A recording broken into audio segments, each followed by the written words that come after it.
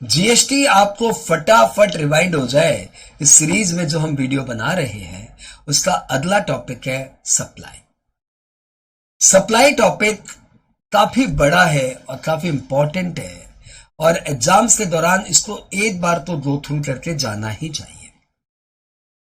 यदि supply chapter को मैं ऐसे अंडरलाइन करके पढ़ाऊंगा ना तो देखो भैया ये करीबन 40 से ऊपर पेजेस का है और रेगुलर क्लासेस में हम लोग इसको अप्रोक्सीमेटली 12 आवर्स में हैंडल करते हैं। तो यहां पे मैं ऐसा कुछ नहीं करने जा रहा, यहां पे मैं इस फाइल को यूज भी नहीं करने जा रहा, स्क्रीन को टच ही ना करूं। मैं यहां पे आपको फटाफट दिल से दिल तक पहुंचाऊंगा व्हाट डज सप्लाई मीन। तो भैया सप्लाई जो है हमारे जीएसटी का टैक्सेबल इवेंट है, यानी जैसी सप्लाई होगी वैसे जीएसटी लगेगा।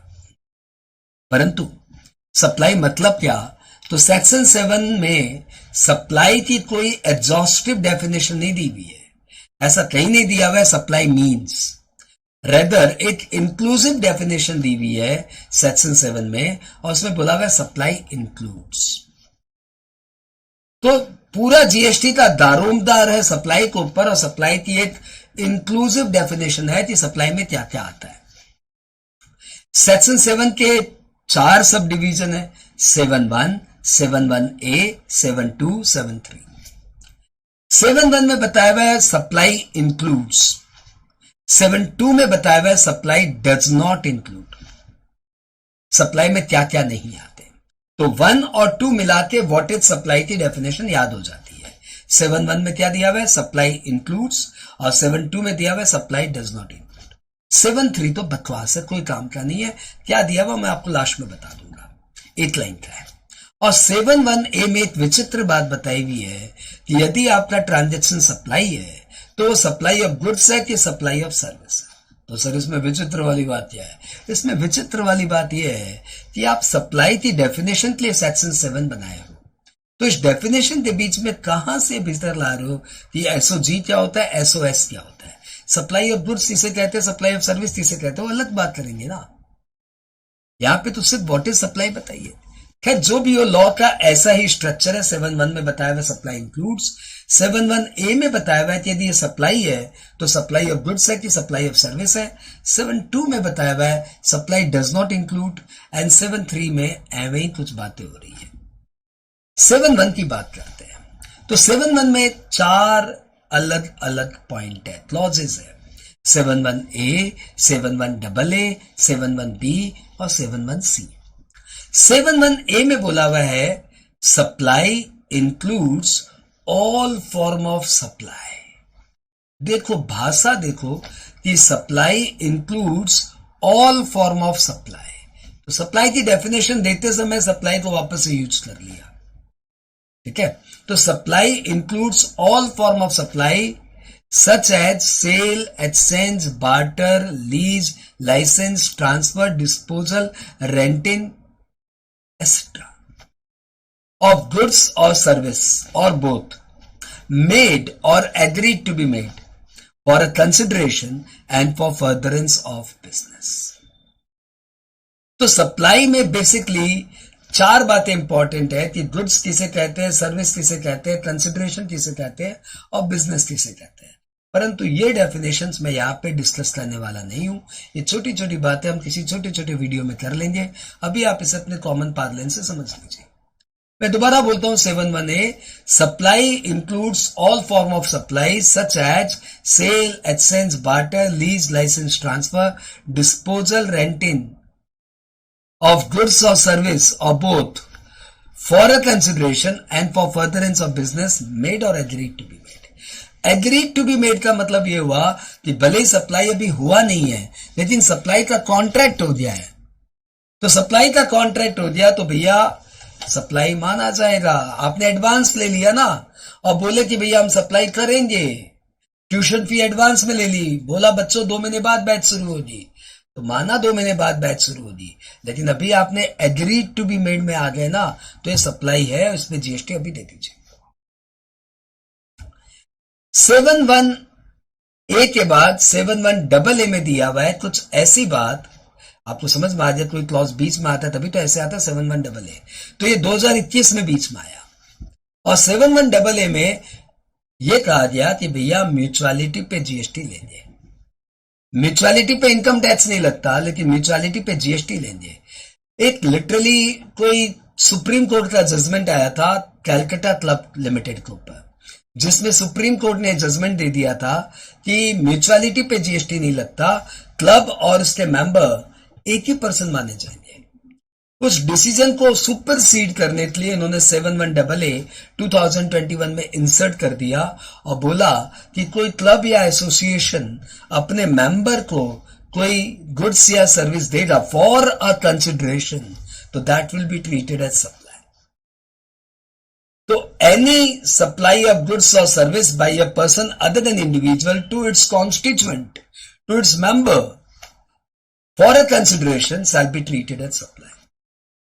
71B में दिया हुआ है import of service for a consideration whether related to business और not will be treated as supply.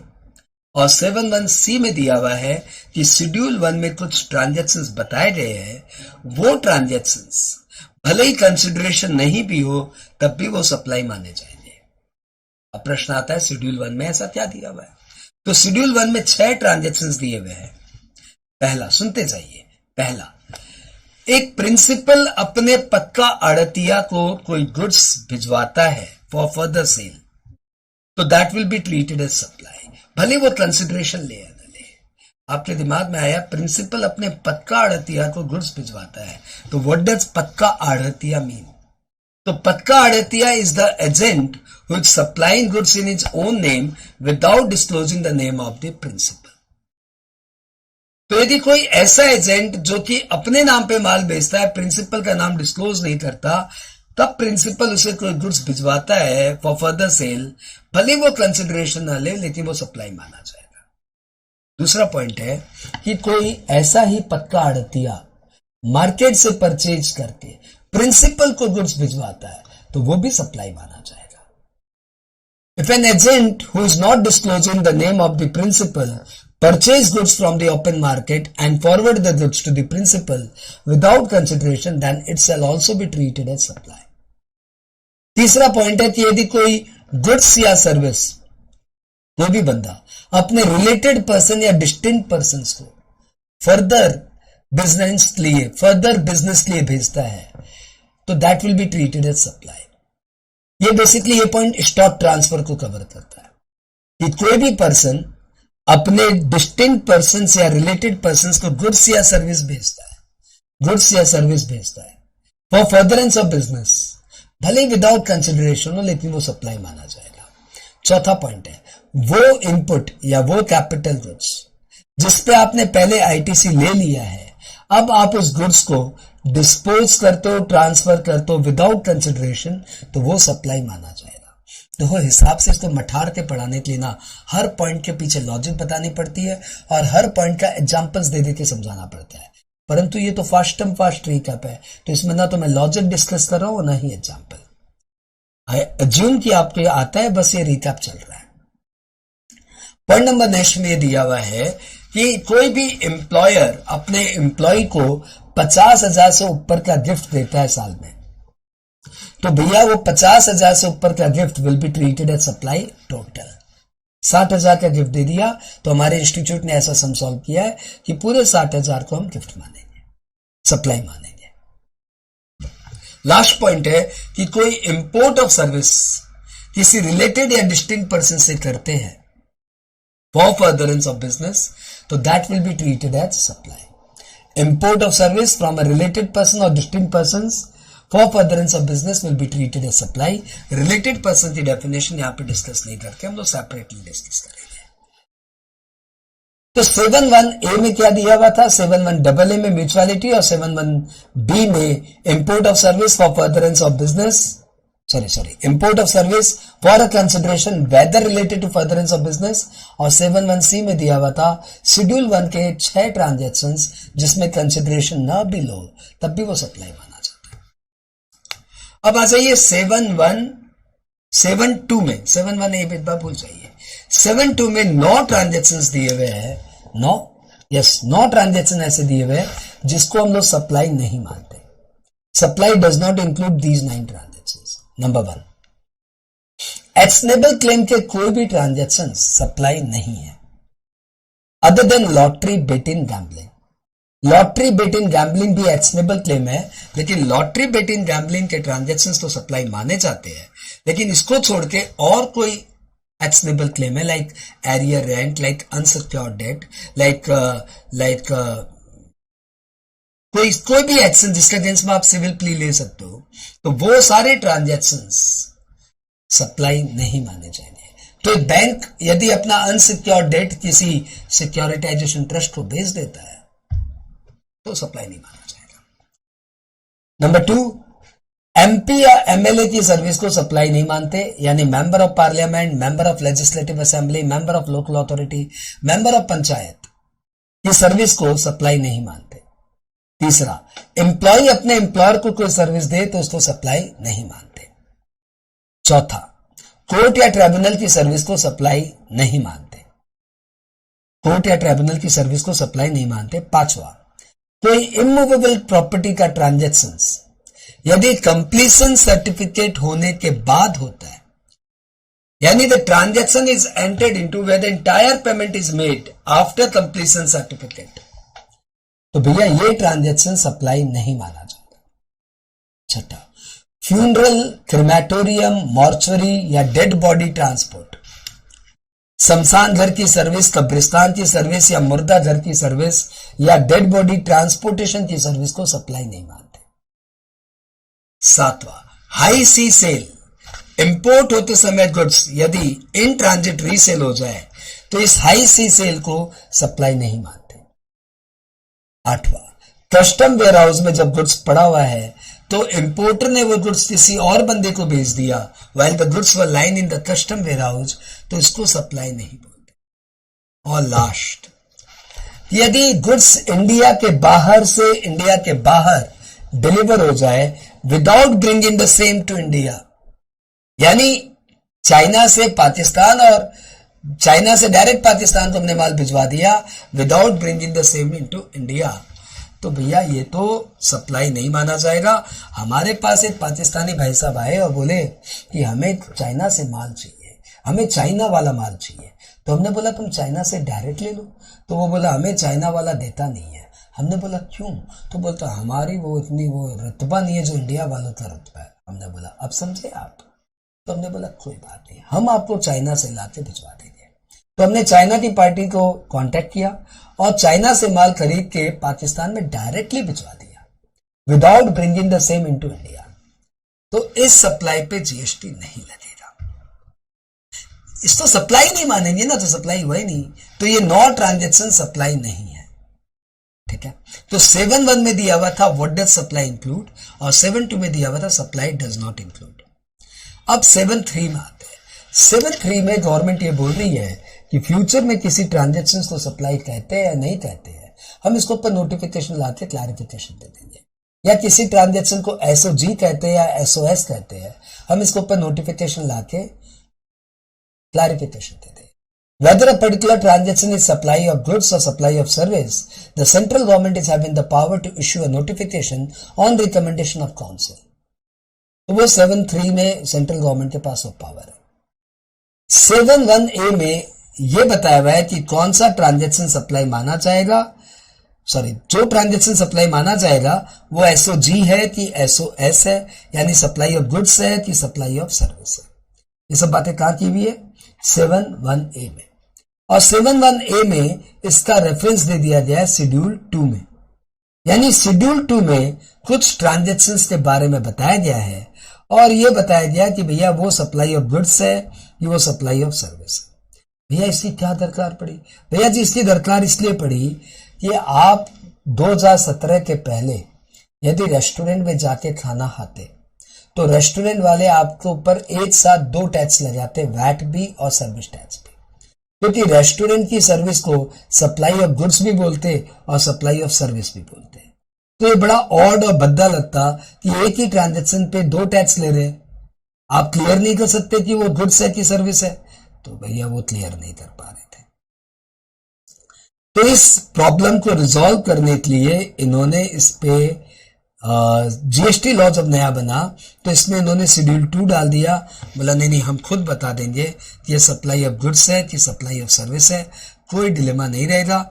और यदि फ्यूचर में भी ऐसे कुछ ट्रांजेक्शन आएंगे ना तो सेंट्रल गवर्नमेंट इसके ऊपर नोटिफिकेशन लाती रहेगी और बताती रहेगी आपको कि ये सप्लाई ऑफ गुड्स है कि ये सप्लाई ऑफ सर्विस है।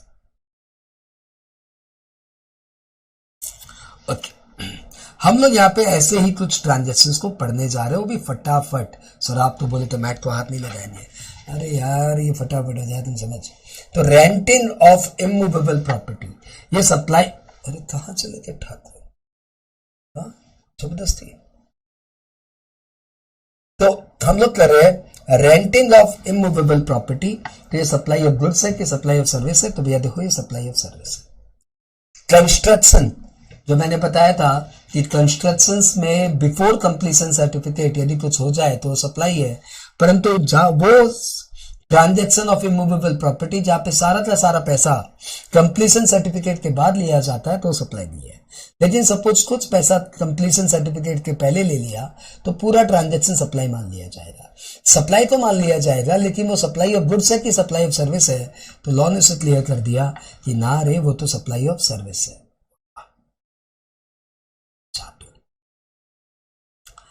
अगला पॉइंट आता है टेम्परेरी ट्रांसफर ऑफ और या permitting to use an IPR. तो आप आईपीआर बेच नहीं रहे हो, आप आईपीआर को यूज करने का राइट दे रहे हो, वो भी टेम्परेरी। तो भैया जी ये तो सर्विस है। Next, development designing of software या अपग्रेडेशन ऑफ सॉफ्टवेयर एसेट्रा, ये सप्लाई ऑफ गुड्स है कि सप्लाई ऑफ सर्विस है? तो आप तो सॉफ्टवेयर किसी के लिए डेवलप कर रहे हो, तो ये तो सप्लाई ऑफ सर्विस है।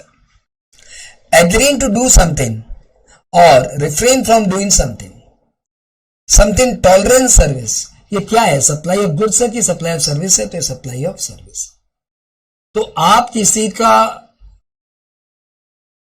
को एग्रीमेंट कर रहे हो, किसी के साथ एग्री कर रहे हो कि भाई हम आपके लिए ये करेंगे या नहीं करेंगे, तो ऐसा एग्रीमेंट करना ही अपने आप में सर्विस है। Transfer of title of goods, तो भैया ये तो सप्लाई ऑफ गुड्स है। ट्रांसफर ऑफ गुड्स और ऑफ राइट ऑफ गुड्स और of undivided share without transfer of title दे रहा हूं, मतलब आप गुड्स तो दे दिए लेकिन उसकी टाइटल नहीं दे रहे हो, मतलब ओनरशिप मेरे पास है, मैं तुम्हें खाली गुड्स दे रहा हूं, मैं तुम्हें राइट टू यूज दे रहा हूं, तो भैया ये सब सप्लाई ऑफ सर्विस माना जाएगा। ये पॉइंट खास है क्योंकि पहले जब सेंट्रल सेल्स टैक्स लॉ था तो इसको सप्लाई ऑफ गुड्स बोलते थे, अब ये सप्लाई ऑफ सर्विस बोलते हैं। Next, transfer of title in goods under an agreement which stipulates that the property in goods will pass on a future date, मतलब सिंपल हायर परचेज या instalment purchase में यदि आप कोई सामान लेते हो तो सप्लाई ऑफ गुड्स माना जाएगा, ना कि सप्लाई ऑफ सर्विस। वही यदि कुछ लीज पे लेते हो, टेनेंसी पे लेते हो, ईजमेंट पे लेते हो, लाइसेंस में लेते हो, तो भैया वो सप्लाई ऑफ सर्विस माना जाएगा, चाहे वो लैंड हो और चाहे वो कोई मूवेबल प्रॉपर्टी हो, चाहे वो बिल्डिंग हो या कोई और मूवेबल प्रॉपर्टी हो, वो सब सप्लाई ऑफ सर्विस माना जाएगा। जॉब वर्क यदि मैं आपके लिए करूं तो आप मुझे रॉ मटेरियल भिजवा दो, मैं उसको प्रोसेस करके आपके लिए फिनिश गुड्स बना दूंगा, तो ये जो मैं आपके लिए जॉब वर्क कर रहा हूं that will be treated as supply of service. यदि आप कोई बिजनेस एसेट जिसके ऊपर आप पहले आईटीसी ले चुके हो, अब आप उसे डिस्पोज करते हो, तो सप्लाई ऑफ गुड्स माना जाएगा।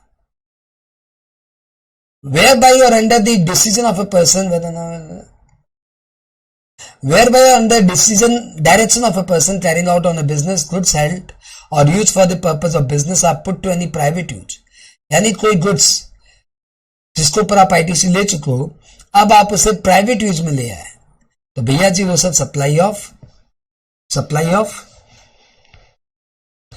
सर्विस माना जाएगा। पुट टू पर्सनल यूज या किसी और बंदे को दिया फॉर यूज, लेकिन आप उसमें कंसिडरेशन नहीं ले रहे हो, उसको सप्लाई ऑफ सर्विस माना जाएगा। Where any goods or forming part of the business asset of a taxable are sold by any other person, मेरा गुड्स कोई और पर्सन बेच रहा है, जैसे मैंने प्रॉपर्टी बैंक में मॉर्गेज की थी, मैं चुका नहीं पाया तो बैंक ने मेरी प्रॉपर्टी बेच दी, तो ये भी माना जाएगा सप्लाई ऑफ गुड्स, मतलब किसी और का गुड्स कोई और बंदा बेच रहा है, ये बैंक वाला एग्जाम्पल इसमें सही बैठेगा, और तो एग्जाम्पल इसमें सही नहीं बैठता। Next, transfer as a going concern is a supply of goods और the business is carried on by a personal representative who is deemed to be a taxable person. भैया ये सब गुड्स की कैटेगरी में आएगा। रेस्टोरेंट सर्विस जिसके ऊपर ये लेके डिबेट था, तो भैया अब लॉ ने क्लियर कर दिया, restaurant service is a supply of service. तो इस तरीके से, और ये पॉइंट भी बहुत खास है, supply of goods by an unincorporated association to its member will be treated as supply of goods. यानी कोई अनइनकॉर्पोरेटेड एसोसिएशन अपने मेंबर को गुड्स दे तो सप्लाई ऑफ गुड्स, और सर्विस दे तो सप्लाई ऑफ सर्विस। इस तरीके से आपने 7(1)(a) किया, 7(1) किया, 7(1)(a) किया, 7(2) किया। इतना फास्ट करा रहा हूं तब भी 21 मिनट तो ऑलरेडी हो चुके हैं। अब अपने कर रहे हैं 7(3). 7(3) तो यार ऐवे ही है, कुछ काम का नहीं। बोलो तो छोड़ दो, और बोलो तो एक बार एक नजर देख लो। तो तुमने बोला नहीं सर एक नजर तो दिखाई दो, तो ये लो एक नजर, तो काम का नहीं है। Power of government. The government, on the recommendation of the council, specify the transaction that are to be treated as supply of service or supply of goods. यानी फ्यूचर में भी कोई ऐसा डिबेट आया कि ये particular transaction supply of goods है कि सप्लाई ऑफ सर्विस है, तो गवर्नमेंट काउंसिल के रिकमेंडेशन पे नोटिफिकेशन ला देगा। बस गवर्नमेंट ने अपने पास एक पावर रिजर्व कर लिया। तो ये भी तो सप्लाई की डेफिनेशन नहीं है। सप्लाई की डेफिनेशन 7(1) और 7(2) में दिया हुआ था। 7(1) it include, 7(2) it does not include. इन सबको कोडिंग्स के साथ लगाने में थोड़ी सी टाइम लग जाती, और ये वीडियो में फास्ट बनाना था तो हमने फटाफट बना दिया। फिर भी आपकी सुविधा के लिए एक टेक्स्ट म्यूजिक के थ्रू मैं आपको इसको थोड़ा सा और याद करा देता हूं। टेक्स्ट म्यूजिक, गाने की धुन बड़ी पॉपुलर है। धुन है होठों से छू लो तुम मेरा गीत अमर कर दो। होठों से छू लो तुम मेरा गीत अमर कर दो। ओके, इतना ही है। शुरू करते हैं। गुड्स इधर उधर भेजो तो मानेंगे सप्लाई। तो सप्लाई मतलब सेल नहीं, गुड्स का मूवमेंट ही होगा तो सप्लाई माना जा सकता है। गुड्स इधर उधर भेजो तो मानेंगे सप्लाई। पैसे तुम लो ना लो तो मानेंगे सप्लाई। क्योंकि लो भैया पुराने लॉ से आ रहे हैं जीएसटी लॉ में। पुराने लॉ में सेल ही था, तो लोग यहां पे सप्लाई का मतलब सेल से कंपेयर करते हैं कि सेल ऑफ गुड्स हुआ या सेल ऑफ सर्विस हुआ तो उसको सप्लाई मान लेंगे। तो मैंने पहले लाइन में ये बताया कि सेल और सप्लाई टोटली डिफरेंट है। गुड्स इधर से उधर मूवमेंट होना सेल नहीं होता, लेकिन वो सप्लाई हो सकता है। आप जब तक पैसे नहीं लेंगे तब तक वो सेल नहीं होगा, लेकिन वो सप्लाई हो सकता है। गुड्स इधर उधर भेजो तो मानेंगे सप्लाई। पैसे तुम लो ना लो तो मानेंगे सप्लाई। प्रिंसिपल एजेंट को गुड्स भेजे तो सप्लाई। स्टॉक ट्रांसफर हो डिस्टेंट पर्सन में सप्लाई। एम्प्लॉय को गिफ्ट मिले 50,000 से सप्लाई। तो आपने देखा शेड्यूल 1 के 3 पॉइंट यहाँ पे कवर हो गए, लिटरली 4 कि प्रिंसिपल एजेंट को भेजे या एजेंट प्रिंसिपल को भेजे 2 पॉइंट, और स्टॉक ट्रांसफर हो डिस्टिंक्ट पर्सन्स में तो सप्लाई है, और एम्प्लॉयर एम्प्लॉय को गिफ्ट दे 50,000 से ज्यादा तो सप्लाई है। प्रिंसिपल एजेंट को गुड्स भेजे तो सप्लाई। स्टॉक ट्रांसफर हो, डेस्टिन्ड पर्सन में सप्लाई, एम्प्लॉय को गिफ्ट मिले 50,000 से सप्लाई, MPMLA की सर्विस को, कोर्ट ट्रिब्यूनल की सर्विस को, रेडी होकर फ्लैट बिके डेड बॉडी की सर्विस को, एम्प्लॉय की सर्विस को नहीं कहते सप्लाई, गुड्स इधर उधर भेजो तो मानेंगे सप्लाई। तो भैया देखो, मैंने आपको बहुत ही समरी में एक हल्का सा रिलैक्सेशन दे दिया। गाना इसके आगे भी है, बहुत आगे भी है, लेकिन एक बार एक पैरा और सुनते हैं फिर छोड़ते हैं। इंडिया के बाहर ही गुड्स बाहर से बिक जावे। शेड्यूल 2 का लास्ट वाला पॉइंट उठाया कि इंडिया से बाहर से इंडिया के बाहर तक चला जाए। हाई सी ट्रांजैक्शन हो, वेयर हाउस से बिक जावे। एक्शनेबल क्लेम को नहीं कहते सप्लाई, गुड्स इधर उधर भेजो तो मानेंगे सप्लाई। अब इंपोर्ट की बात उठा रहा हूं कि क्या इंपोर्ट में क्या लफड़ा है वो बताइए आप।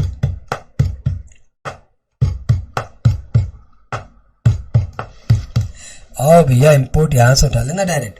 इंपोर्ट कुछ भी करो, दो प्राइस तो सप्लाई। 7(1)(b कवर किया मैंने यहाँ पे कि import of service for a consideration whether related to business और नॉट। इंपोर्ट कुछ भी करो, दो प्राइस तो सप्लाई। अगला पॉइंट, अपनों से इंपोर्ट करो, FOB हो तो सप्लाई। अपनों से मतलब import of service from related person और distinct person for furtherance of business. FOB मतलब फर्दरेंस ऑफ बिजनेस। अपनों से इंपोर्ट करो, FOB हो तो सप्लाई। अब शेड्यूल 2 का एक पॉइंट, शेड्यूल 1 का एक पॉइंट कि कोई भी गुड्स जिस पे आपने ITC ले लिया, अब आप उसे डिस्पोज करेंगे तो कहेंगे सप्लाई। ITC लेके छोड़ो तो मानेंगे सप्लाई, गुड्स इधर उधर भेजो तो पैसे तुम लो ना लो तो मानेंगे सप्लाई। तो भैया ये था सप्लाई का एक शॉर्ट 28 मिनट का वीडियो। कोई लॉजिक नहीं बताया, सिर्फ रीड करते गया, बोलते गया और कोई भी एग्जांपल्स नहीं दिया, तब भी ये 30 मिनट का रिकैप बना। आई होप ये 30 मिनट्स का वीडियो उन सभी के काम का है जिन्हें सिर्फ सप्लाई रिवाइंड करना था।